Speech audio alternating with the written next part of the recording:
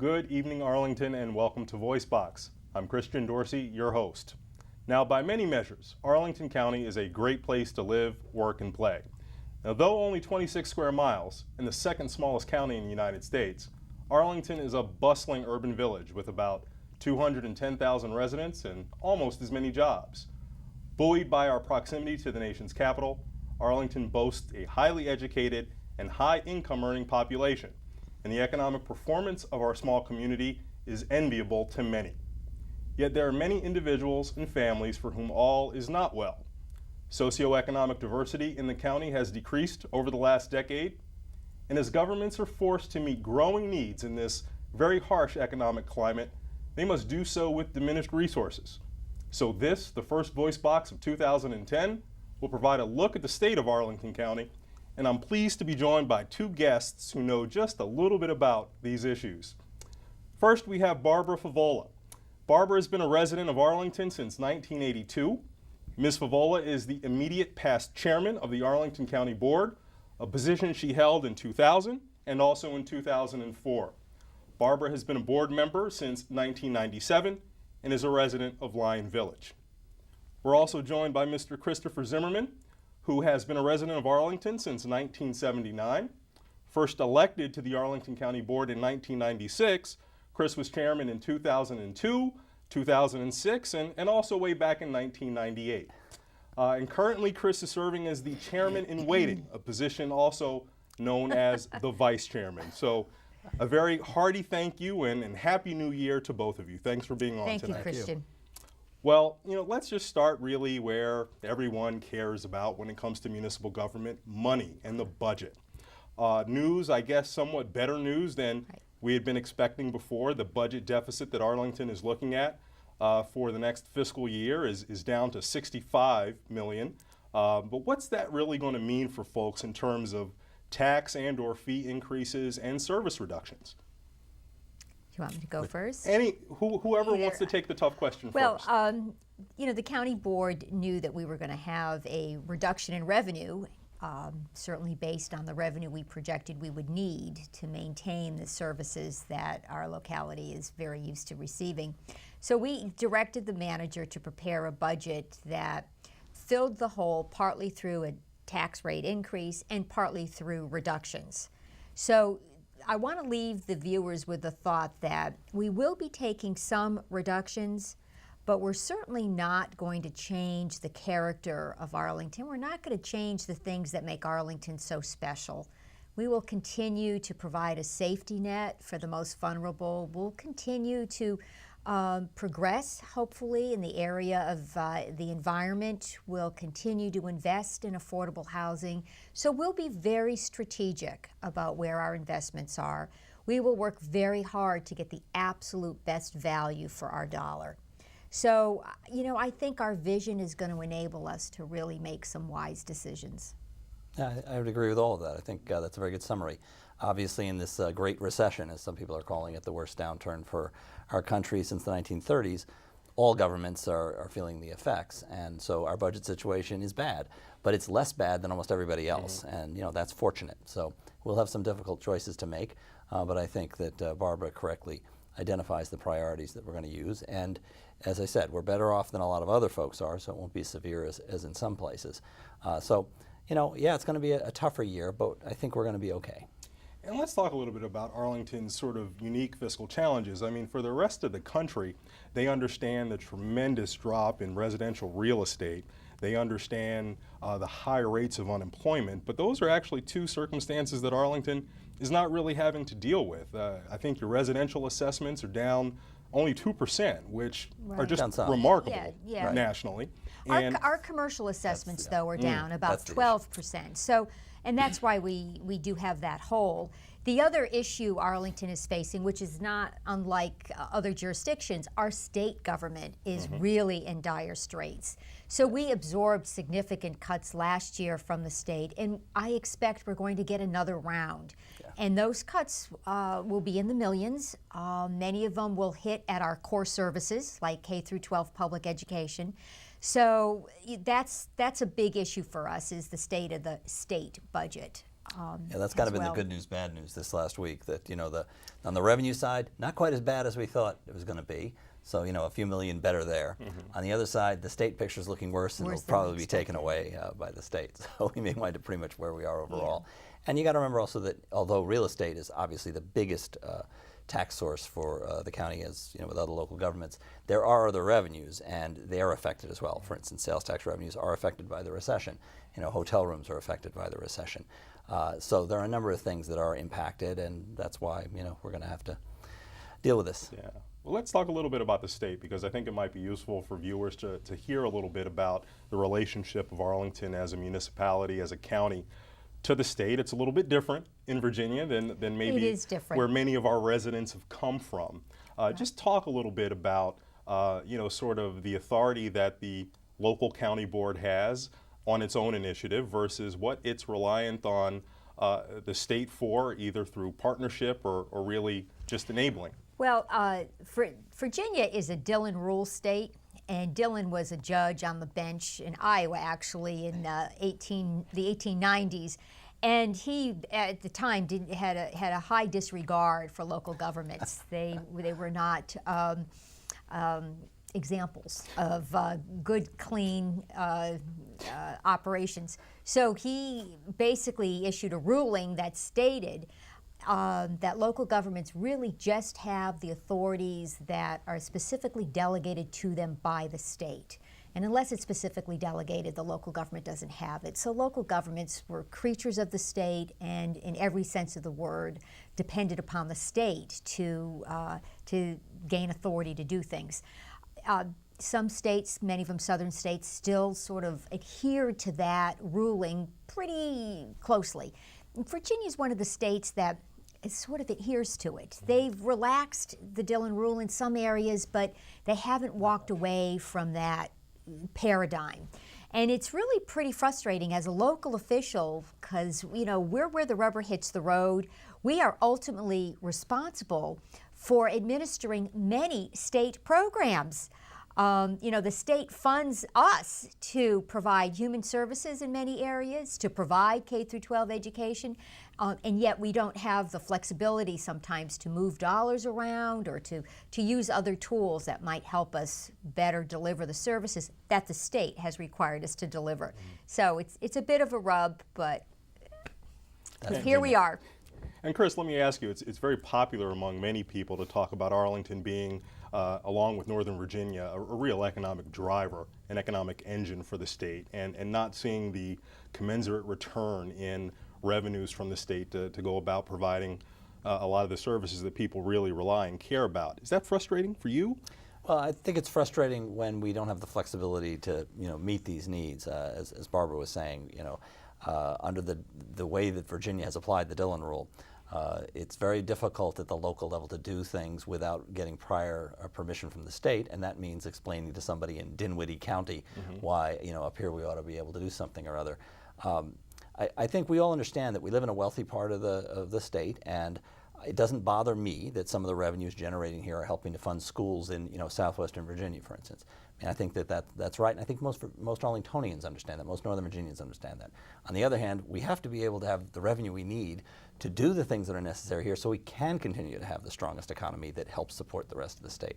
Obviously, in transportation, that's been particularly frustrating because transportation is what threatens the economy up here more than anything else, and it's the state as a whole that is preventing Northern Virginia from doing what it needs to do in the area of transportation. So, I think that's where the frustrations come in, when there are things we know we could do that we'd have consensus on, not only in Arlington, but often across the region. But because of, state politics, not possible. I was just going to say, the other argument I use rather frequently is we are very transparent and we're held accountable by the voters. And actually, I would argue that voters probably have a better understanding of Mr. Zimmerman's vote and Ms. Favola's vote and the votes of all the other members of the county board than they do their state delegates. So to think that we're somehow not going to be held accountable for these decisions, or we're going to be frivolous, is just, nonsense. It's true. Responsible not only for your own actions, but the larger actions of others. Of others, yeah. Chris, I want to pick up on transportation, something that you know a lot about, and certainly every Arlingtonian, every resident of the region knows a little bit about, whether they use public transportation. They're all experts. Or their own, all experts. And I think there was a news report either today or yesterday about Arlington having, Washington region having the third worst congested beltway in our case in the country. Not a surprise to many. And Arlington and the region has tried to do a lot with transportation recently, but we've been kind of stymied in the state with trying to do some pretty progressive things with transportation. What are the outlooks, particularly in light of the state having so many financial difficulties with actually easing congestion on our roads? And yeah, it is a real concern. Arlington actually has done much better than the rest of the region. Most of that congestion, the Beltway, is something that Arlingtonians don't necessarily have to deal with on a daily basis. And the fact that we created transportation alternatives with the metro rail system, with bus, with bicycle access, and so on in a very walkable environment is something that has worked very well for us in keeping traffic relatively down, considering the growth in other places. And it's also contributing to our economy being stronger than a lot of other places. At the same time, we're now dependent on that system, and as we deal with issues on the metro system in particular, we need investment in order to maintain the quality of that system. The problem at the state level, recession aside, is that the politics at the state level have prevented new revenues from coming into transportation anywhere, even when times were good. And as long as there's an ideological opposition to any new revenue for transportation, that is going to be a problem. If there's some bright spot, it's that the federal government is perhaps moving in a different direction. And I think that when we get the next federal transportation authorization within the next 2 years, we're going to have a much better situation on that side. And we do have some opportunities to do things here. We do have the ability to generate funds. And I think we're going to be able to do quite a bit in Arlington to keep ourselves moving in the right direction. But on a regional level, and many of these problems we can't just do the metro rail system is a regional thing, for instance. We all have to contribute to it. So it's a problem for us if Fairfax has difficulties. It's a problem for us if Montgomery County and the state of Maryland have difficulties. And we really do need to work together in a constructive way to make sure that the investment is made that will sustain our entire region into the next generation. We'll definitely want to get into regionalism a little bit more a little bit later. But Barbara, when you were chairman of the board last year, that was also during the time where nationally a $787 billion National Recovery Act stimulus bill was passed. And, how did Arlington do with receiving funds for various needs in the community? Arlington did very well. I want to give you a caveat, though. A lot of that federal money has not yet flowed down to the local jurisdictions. So Arlington received some money that flowed from the federal government to the state, and we used it for transportation projects, or we're in the process of using it. We're going to finish the courthouse interchange, and we've supposedly going to get some money to do the bridge over Columbia Pike. So we've got some things that that hopefully will be able to get underway as a result of the stimulus money. There's some other areas that we also gained some federal dollars. In human services, we got about $1 million, and a lot of that money was used for housing or housing grants, emergency needs, food assistance, that kind of thing. We also got a little bit of money for public safety. We received or will receive about a $2 million block grant to move forward with environmental initiatives. So that's a result of this federal stimulus package. I guess the key thing, though, is, and this is not to be understated, the state used a fair amount of money, almost $4 million, and actually, I'm sorry, it was almost $4 billion. In filling holes the state had in its budget last year, which buttressed us against cuts in education, and also protected Medicaid. Did some extension of unemployment insurance. So some of the safety net programs that the state administers, they benefited from these dollars, and we did too. Yeah, it's important to remember that, though. I think that's a key point that a lot of people may not understand about the recovery bill. First, although $800 billion sounds like a lot of money spread over an economy our size, not really. Not so much. And you need to remember that a third of it was tax cuts. And a good chunk of it, maybe a third, are really long-term capital projects that will do important good things, but haven't really started yet. And this is something Barbara mentioned. And then when you look at what's left, it really was aimed more at the state than at local government. So there is money flowing to local governments, but the state got most of the money, and a lot of that's a good thing. Medicaid and all that really needed it, but it wasn't a bill big enough to really offset the difficulties that state and local governments around the country are facing, which I think was a mistake on the part of the Congress, because every time we raise taxes, raise fees, cut services, that's fiscal drag that's holding back the recovery. That's right. So the country would have been better off, in my opinion, with a much bigger stimulus bill that would have done more to offset some of this, but that's not what they did. So the amount of money we're getting relative to our budget isn't very large. We appreciate every dollar of it, and we'll do the best we can with it, but it's much smaller than the impact of the economy on our budgets. And I just want to add that Arlington benefited in the sense that we are so good at planning that all of our projects had been vetted, and they had already gone through their environmental assessment reviews. So we did have projects that met the federal criteria, that were absolutely ready to go, and we could put a shovel in the ground. So in that respect, as a local government, we did everything we could, and we were in the best position possible to access whichever flow of money, be it directly from the feds or through the state, that we had to access. So shovel-ready didn't scare Arlington. Or the accountability bar, which is quite high on the projects that are being funded with the federal stimulus package. But we're up to it. Looking back, before the recession, as these things work in economic cycles, things were quite good in Arlington in terms of tax receipts and economic performance. Looking back, is there anything that you wish we had done differently to prepare for what we're seeing now, or is this just an inevitable fact of how economic cycles work, and we're just dealing with our medicine now? Well, you can always, with hindsight, find one thing or another that you do a little differently, and everybody would like to buy at the bottom of the market and sell at the absolute top, right? But nobody's clairvoyant. On the whole, though, I think that part of the reason that we're in relatively good shape now is because of some of the decisions that were made earlier. I think we did some of the right things at the time. There were other local governments that were cutting taxes like crazy when the real estate boom was going in, and we didn't go down quite so much. And we said, yeah, but when things turn around, and so you can see what happens, those places are the ones that slid the most and have these huge holes. We've been a little more steady by comparison. Also, when the money was, as you say, more available, we made investments. We put a lot of things into the kind of things that will pay off long term. Capital projects, some of which are still moving forward as a result of that. And those are long-term investments, and that's what you should do. If you have any kind of windfall, a little extra as an individual, you want to save that. You don't want to just spend that right away. And that's also the way we treated that as a locality, that we want to be able to make investments that you won't always be able to make. And certainly people have gotten accustomed over the last 2 decades to seeing lots of construction activity, a lot of development activity in Arlington. While it hasn't dried to a complete stop, it's certainly a stark difference than it was just a few years ago. Right.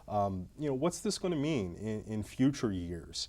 Are we going to see more of a recovery where Arlington just sort of plateaus for a while before we see an increase, or do you think that at some point fairly soon we're going to see development activity? We still have a fair amount of office space that is under construction and will be coming on board shortly. One example is the building that the Shushan Company is building for DARPA. Founders Square building. Founders Square, which is the first actually building in Arlington that meets the federal requirements, the high security requirements.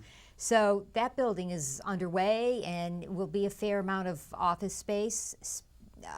We have some other development going on, pockets in the county where the financing was approved a year or so ago, and they can now put a shovel in the ground and actually bring the project costs down because construction costs are lower. So what's going on now is developers who have to get financing at this point in time are having a hard time getting financing.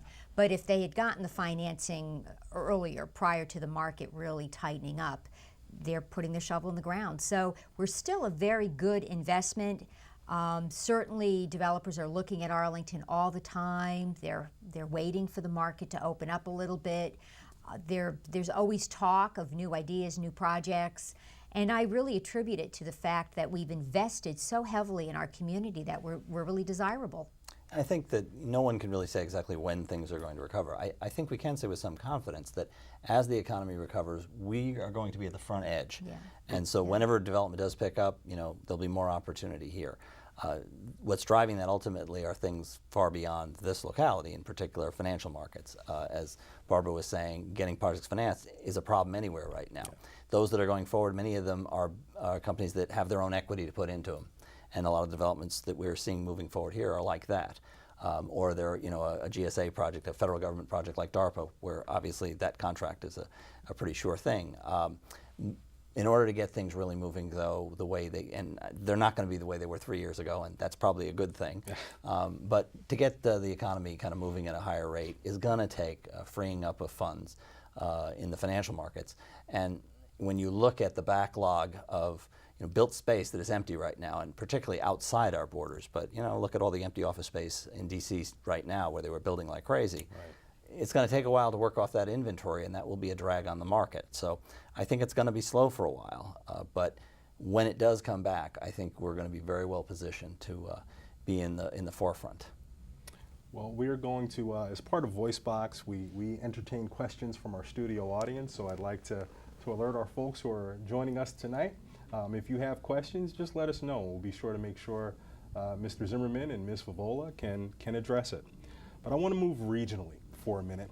Okay. And both of you have immersed yourselves and become such experts in two areas that are of great need, not only for the Arlington community, but for the region as a whole. You, Barbara, doing a lot working on issues relating to housing and affordable housing, and you, Chris, with WMATA, with Metro, as everyone is familiar with.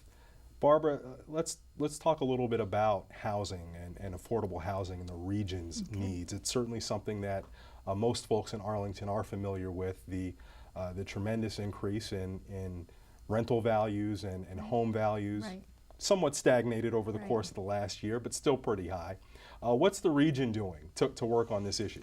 Well, I've chaired the Washington Area Housing Partnership this is my 7th year.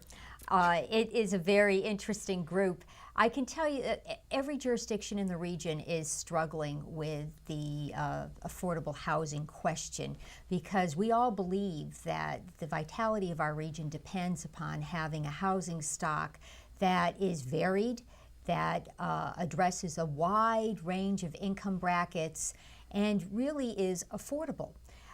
Because we have all different kinds of people working in our region. We keep growing, we're getting new jobs, and not all of those jobs are at the high end.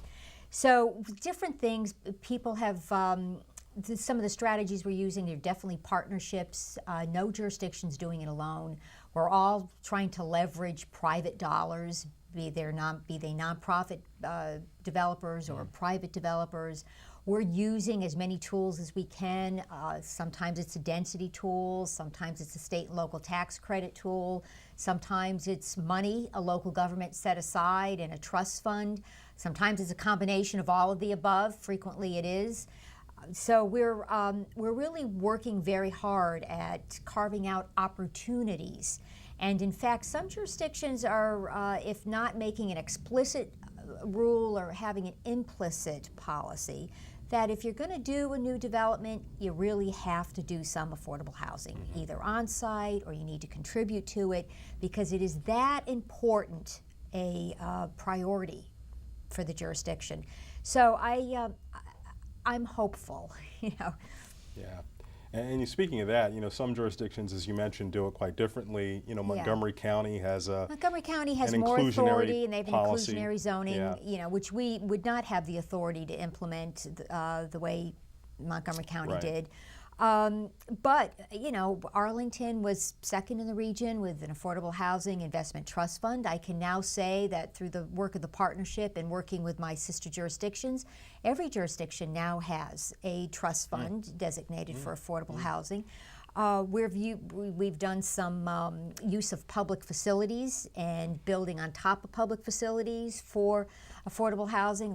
There are several examples throughout the region where public land is serving multiple uses now, a community center and housing, or a fire station and housing, such as the one in Alexandria.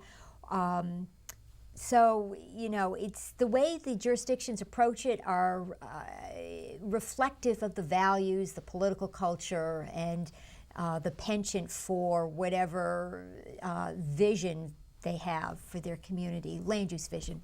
And the specific legal situation. And the specific. It varies from jurisdiction Yeah. to jurisdiction as well. And you know, Arlington had one such example that we had hoped to see realized, a community center along with affordable and Right. market rate We're going housing. to see it. It's Well, going to yeah, happen. think it's and gonna that's, happen? that's not Okay. that's not out of the question. All No, right. right? You know, I mean, So for the Columbia Pike area folks who are familiar with the Arlington Mill Community Center project, which has had a long history, our county board members here say they think it's going to happen. So Yeah, and you know, it's not going to happen as quickly as we wanted it to happen, and there'll be some modifications, but what the board is doing now is moving ahead with the part of the project for which we have the funds, which is basically the community center. We had, of course, held up acting on that so that we could try and do a coordinated project with housing as well. And we were partnering with a private developer so there would be market rate and affordable as well as the public functions. With the collapse of the housing market, they couldn't get financing. I mean, so we had public financing available for the public portion, but didn't have the private side. So what we're going to do is go ahead with the community center and the public portion of that, and the housing project, which is approved in a form with some modification, can be built as soon as somebody's ready to do it, and it can be all affordable housing if it comes to it, or it can be some mixed project. That's right. We'll see what's possible to do, and essentially we put it into two phases, so that we'll do the part we can now, and as soon as there's an opportunity anywhere along the way, somebody comes to us and says, hey, we want to go with do the other part of this project and get the housing in there, we'll be ready to go. Well, good news for folks who've been following that project for a long time. Chris, I want to move to something which may even be a greater challenge, at least in the current climate, than affordable housing, and that's what's going on with Washington Metropolitan Area Transit Authority. You've lost your leader, John Cato, after, 3 years on the job. It's been a historically bad couple of years, at least in terms of accidents and public relations for Metro. Well, I would say it's been a bad 7 months. Okay, We bad actually were 7 doing months. very well. A year ago, yesterday, we had the biggest day ever in Metro history. Oh, the The rail inauguration, system moved yes. over 1 million people, and everything really was moving in a good direction in many ways. Yeah. The tragedy on June 22nd really threw things off, and we've struggled with a number of things that since that time. We're very sorry that Mr. Cato is going to be leaving. He hasn't left yet. He's going to be on the job till April, so there's time for a transition and all that. But I think that the problems that Metro faces largely reflect the years and years and years of deferred investment in the system. I think that that's what we're going to find, that was what was the root cause of the June 22nd accident, on which the National Transportation Safety Board has not yet issued findings. So we're all waiting for them to issue the report and say, here's what probably caused it and here's what you need to do. But they take a long time in finalizing that kind of thing. But in the end, I think it's pretty clear it's going to be something that involves components to the system that go back to the earliest days of the Metro Rail system. And the truth is that throughout it, there are parts that are 35 years old now, and there's equipment that's that old. And when you defer maintenance, as unfortunately happens in almost every area of government in our country, because we have found it expedient to underfund government for a long time. Yeah. And it hasn't been popular to fund government, and the things that get put off are the things that don't immediately affect you today. And so you underinvest in capital, and in some things like buildings, heating systems start not working as well in a school or a community center or a post office, and those kind of things happen all across the country. With a rail system, of course, there's the potential for catastrophe. So I think if we're going to address this, it's not just a this year kind of thing. It's a long-term matter, and it's been pointed out for year after year that we're billions of dollars behind what we should be doing to maintain a system that our region depends on to function. Indeed. So what are the prospects that, in light of that, the years and years, decades of deferred maintenance, the huge amount of investment required to really meet the current needs. How is Metro going to get out of this? Well, there is some good news. The Congress did finally appropriate money in the bills passed just before Christmas. And so there's some new federal funding, which is about $150 million on the federal side, and another $150 to match that, 50 from Virginia, 50 from Maryland, 50 from the district. So that'll be $300 million in additional capital funding for this year. The federal bill authorizes this for 10 years, so if they maintain their commitment and the states match it, then we'll have, over that period, an additional $3 billion. And that will allow us, for instance, this year probably to order new rail cars to replace those 1,000 series cars, the oldest cars in the system that people are concerned about. And also to begin replacing some of the other ones that aren't quite as old, and to augment the system. It'll also allow us to make a number of improvements that will address issues like the safety concerns out of last June's collision. So there are some good things happening. The truth is, though, that's not enough. We need to focus on exactly how much we need and how we're going to raise that. We're probably still going to need to come up with some new financing mechanism. I personally think there's going to need to be additional regional support and probably federal support if we're going to get to the level of investment that really will deliver the system that people expect. Because the expectation here is very high. I mean, even on its worst day, Metro probably functions better than just about any transit system in this country. There's only one that's really comparable that is bigger. New York is bigger than anybody by a lot. But we're number 2, but number 3 isn't close. Right. And for the most part, transit systems in and around this country are more limited in who they're serving. And unfortunately, in many places, they're basically safety net programs, because they're provided there for the people who have no other choice. Right. But they don't attract a lot of choice riders. In the Washington area, we have a system that, in fact, attracts lots of people who could use a car, and that's the key. So they have high standards, and they have higher choices. Expectations because they have choices. Yeah. Exactly. Right. So that means that we have to have a higher standard here in what we deliver than you would expect in many other cities around the country, because we're accomplishing more. We wanted to get white-collar professional workers out of their cars and into transit. Well, we succeeded, which is good. But that means also that you have those folks there now expecting a quality ride that's reliable, they can count on when they need to get to work, they need to know they're going to get there. And so we have to deliver services that are commensurate with that expectation, and that means a higher level of investment than is customary for most of the post-war period in the United States in transit systems. Well, I'm always curious, how it's like for you, Barbara. The board has relied on Mr. Zimmerman, who's been on the Metro board for a long time and is certainly our expert on WMATA and its issues. What's it like when an Arlington resident who doesn't know about the particular division of labor who comes to you with their myriad frustrations with Metro? Yeah. Oh, I direct them to Mr. Zimmerman. Yeah, that's easy. I listen intently just to make sure that it's not an issue I can easily address, and I usually tell them, I am happy to relay this concern, but Mr. Zimmerman would be delighted to hear from you directly. I can tell you, Christian, before I came here this evening, I was over at the office answering questions and concerns about Metro. I'm sure you spend a lot of time these days doing that. It does keep me busy. Yeah, I have the advantage today, at least I can tell people who were stuck on the Orange Line this morning that I was stuck on the train with them. So I don't think that made them feel any better, though. Well, I think I tell you, people often write and they ask, says, do you know anything about this? Are you ever use the train? And the answer is yes. I use the train and the bus. And as it happens, I was stuck on a train that wasn't moving with the doors shut for 38 minutes. At one station. So. Wow. I do literally share their pain. Well, we've talked about a lot of challenging news, and I want to talk about good news for a little bit, because there's certainly plenty of it in Arlington. And, for the two of you who are, really in terms of the public, they see you once every couple of weeks at your board meetings, and unfortunately they're usually complaining to you about something or the other. Give them a sense of what it's like for you all as just residents of this community. What are some of the things that you find particularly enjoyable about the county? What are some of the notable, notable things that the county offers that you two as people enjoy? Gosh. Barbara, why don't you start? Well, I love Arlington, and what I like about Arlington the most is the transit options. That's one of the reasons I moved here, is because I wanted to be able to get to work on a Metro. At the time I was working on Capitol Hill.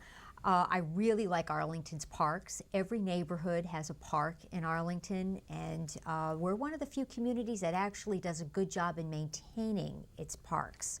Our parks are clean, our trails are well kept up. In parks where we have restrooms, they're maintained, and I really appreciate that, just as a regular resident. Dog parks are a huge hit. I'm not a dog lover. I am a dog lover partly, but I'm not a dog owner. I'm a cat person. But I can tell you people love the dog parks. And I think that is a wonderful amenity because it really is a venue for people to socialize. And it's a venue for people to get out, meet their neighbors, and become a bit more integrated into their community. So I was happy to work on relocating the dog park from Ethan Allen Park. Yeah, we give her tough issues. Yeah. That was a toughie. Yeah, that turned into a big one. It had been hanging around for 4 years, and so I cleaned it up. There's a lot to like about Arlington, and our public schools are really, really good. I mean, as a parent, I moved from the district because I felt when I had a family, I wanted the option of sending my child to a public school, and it had to be a good public school. And Arlington fit that bill with transit options and the public schools and the good parks. I thought this is the place for me. Chris? I agree with all that. A lot of what I like about Arlington, I think, is something that I hear from a lot of people, particularly people who have lived somewhere else, or they lived here, they moved, they come back, and a lot of them say the same thing, that there's a sense of community in Arlington that they didn't always find in other places, And it's not just that, to have a house and sort of live inside by yourself, but to live in a community where you're really part of it, where you interact with people regularly, where everybody cares about it. And you find that in neighborhoods all around this county. And I think it's what draws a lot of people here, and it's what makes a lot of people want to stay here. And that's certainly been true for us. That's reflected in a lot of different things, and you see it in the schools community, or you see it, in a dog park, for instance. Right. But it carries through. We have this great trail network, and if you like to ride a bicycle, as I do recreationally, you can connect all over the place. It's just amazing where you can get on a bicycle, and you're not alone because, of course, there's so many other people out there enjoying it, and it's just that's a great feeling. That we have services, yes, but what we have is a commitment by the community to this place as a community. And you feel it from every citizen that you interact with. There was another really important factor for me, and that was Arlington's diversity. I really wanted to live in a community that was welcoming, that had people, from all ethnic and racial backgrounds, where people got along, and I liked the mix of restaurants. I liked the fact that my child would not be going to an all-white public school. So I really valued the diversity that Arlington had to offer, and that was just a big draw for me. Yeah, that's huge for us too. Again, also having kids in the school system. Yeah. They have good teachers and all that, but who they get educated with affects what they learn about the world affects too. Their view, affects and our how kids, because of that, have a perspective that you can't get in just everywhere. That's right. And the fact that we are able to, what do we have, 90, 100 different languages spoken in the homes of the That's right. kids who go to our schools. And our kids have gotten to grow up with all of that. Right. And that's really and have something gotten used tremendous. to it and selected colleges, based on the fact that, this college doesn't feel, diverse enough to me. So and I thought, geez, I did the right thing. I want to come back to this issue on diversity, but first we have a couple of questions from our studio audience. Hi, I have a question about the arts. Arlington has a very diverse arts community here, including an outdoor film festival, concerts, neighborhood festivals, and I really enjoy that. But I also at the same time know that governments, when they're faced with a budget cut, sometimes arts are the first thing to go. We've certainly seen that at the federal level. So I'm wondering, are there any arts programs that look like they might be on the chopping block? And if that were the case, what opportunity would the public have to know about these cuts and maybe make a case to the council about keeping those?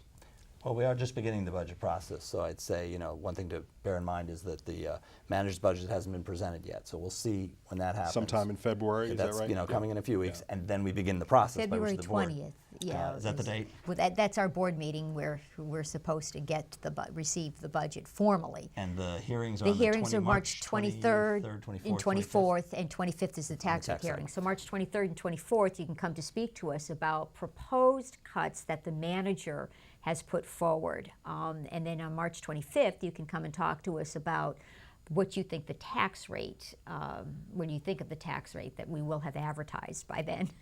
And so, but I also want to directly, address it. Although we're not in a position to say now exactly what's going to happen on the budget. You're right that those are the kind of things that often, when you're choosing between, feeding people or people's health care or, fire and public safety, sometimes arts suffer in some of those comparisons. We've made a lot of investment in the arts here in Arlington.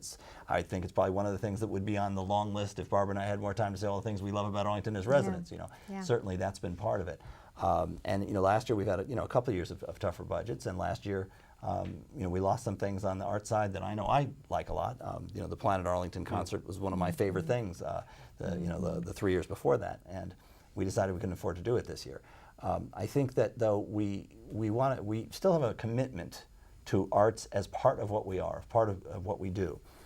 I think we will tend to make decisions when we have tough budget choices to maybe let some things go that you can say, I'd like to do it, but we can give it up for a year or two, and it's still there. We can still do it again.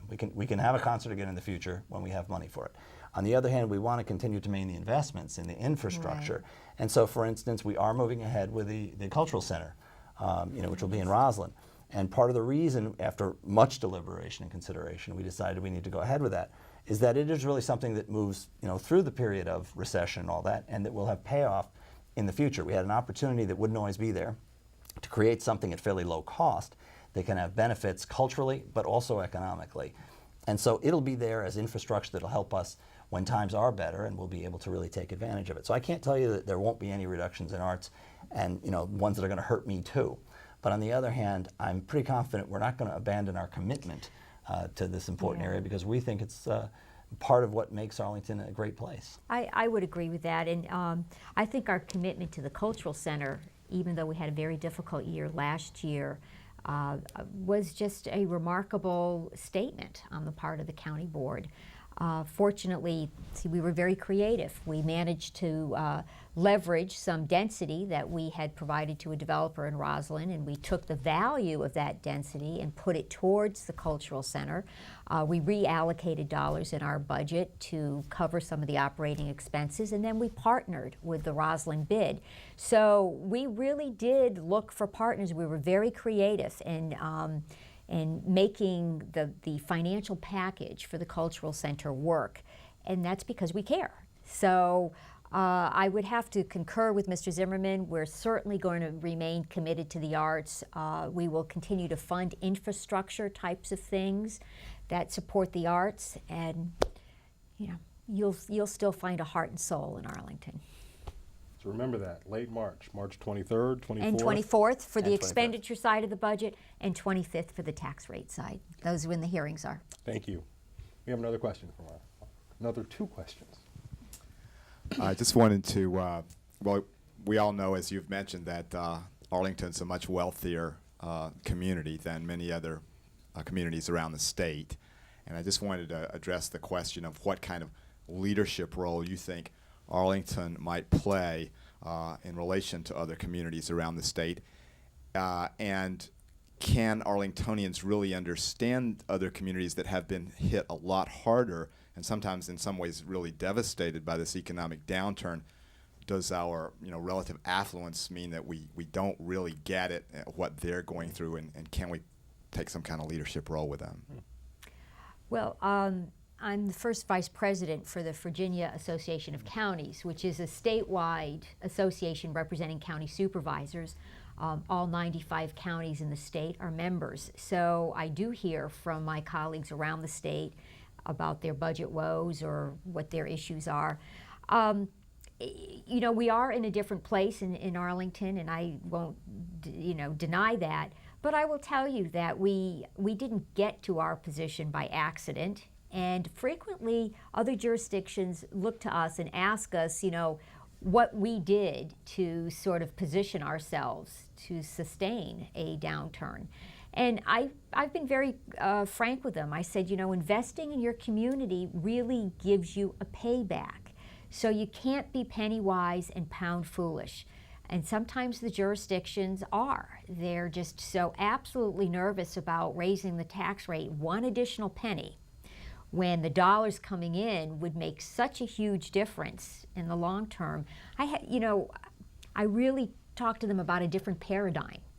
And I know we had what we would call an educational session with UVA and the Sorensen Institute, and they also have an Institute of Public Policy. And they came out and tried to present different paradigms for local officials and looking at revenue streams and when you spend money, how you spend money, and what should be important in your community. And it was a very interesting and eye-opening experience. I'd like to add too that, you know, it's important to remember that although on average we're a very affluent community, our people aren't all average, of course. And it's important to remember that even though on the whole we're doing very well, there are people in our community who aren't. And it could be easy to overlook for many perhaps, but we have reminders close to home, you know, what's going on. If you look at, for instance, the Arlington Food Assistance Center, which feeds people who need food. The people who are lining up there to get food every week, it's up something like 70-some% in the last 2 years. I mean, just watching the month by month, the numbers go up. As you could track the recession. They were the first people affected by the recession, those at the bottom of the income spectrum, even here. And it's been a pretty dramatic increase over especially the last 12 months. If you look at the winter shelter and how many more people are needing to be accommodated now than in previous winters. If you look at the Arlington Free Clinic on the healthcare side and the lottery they have to do for people to be able to get services because there's just so many who need it. So there are significant needs right here in our community. And it's important that we bear that in mind too, that there are many people even here in middle, the affluence and all that. There are people here who are significantly suffering at this time. Do we have another question? Yes, I did. Arlington seems to have an excellent integrated urban plan, and I emphasize the word plan.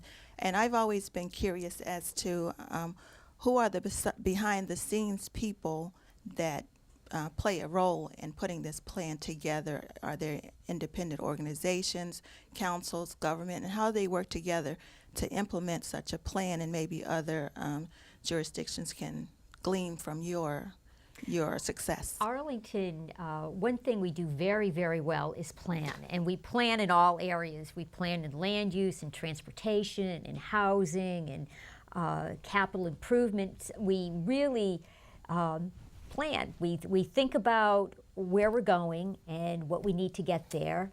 We're very vision-driven. What we do well also is we're very good at setting up public processes that invite and encourage individuals and organizations to come and comment on these proposed plans. We really spend a lot of time listening to citizens, educating citizens, working together on some of the tough choices.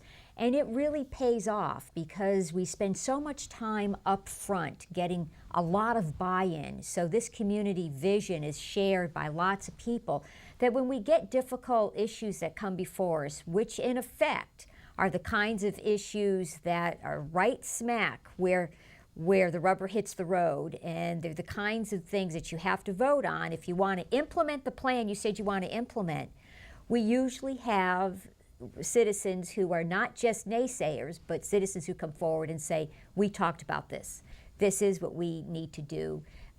This does reflect our vision. So, we've been given a lot of national and state awards for our different planning processes.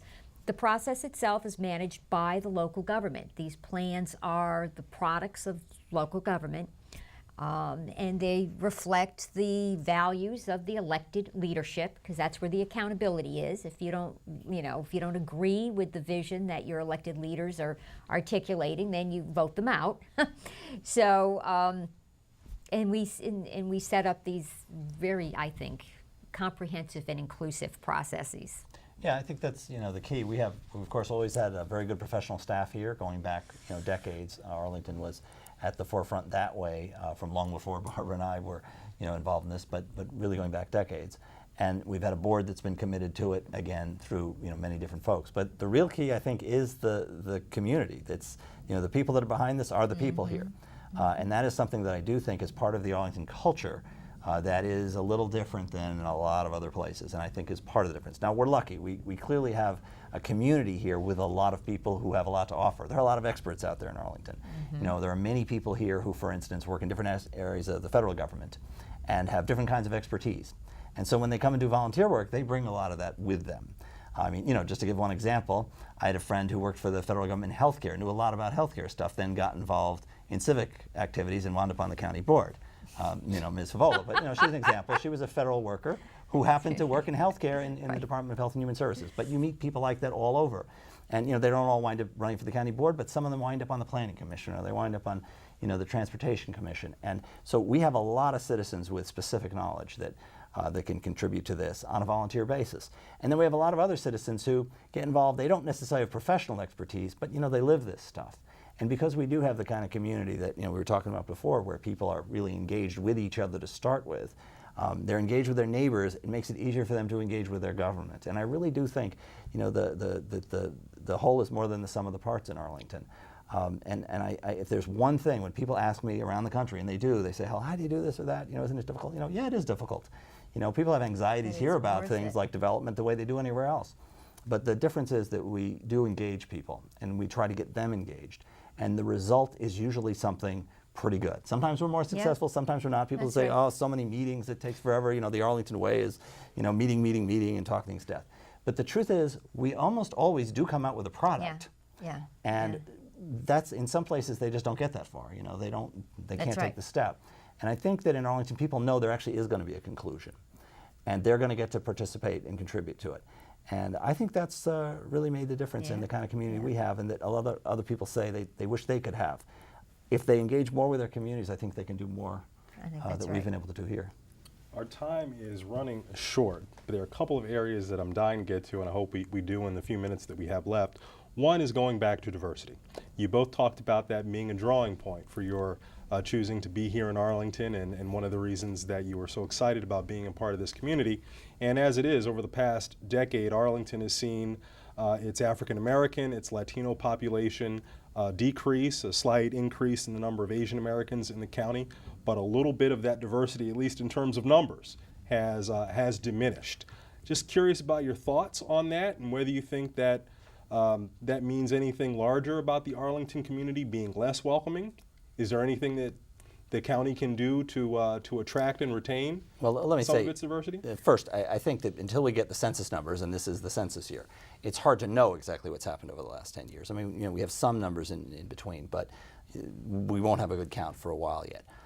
I think you'll find that, compared with 2000, that may be true. There was clearly a period in the middle of the decade when that was a trend. And I think it pretty well tracked what was going on with real estate values. When housing values were going crazy on the increase, we were losing a lot of affordable housing. But the last year or two, that's gone the other way, and I think some other factors have been driving some people back here, including, unfortunately, the inhospitability of some other communities, particularly toward the immigrant population. We've been very explicit about being a welcoming community, and that's made a difference, and there are a lot of people who are here because of that. So I'm not sure exactly what the trend will show. I believe overall, if you look at over the past 30 years, Arlington has become a much more diverse place. It was nowhere near this diverse, 30 years ago.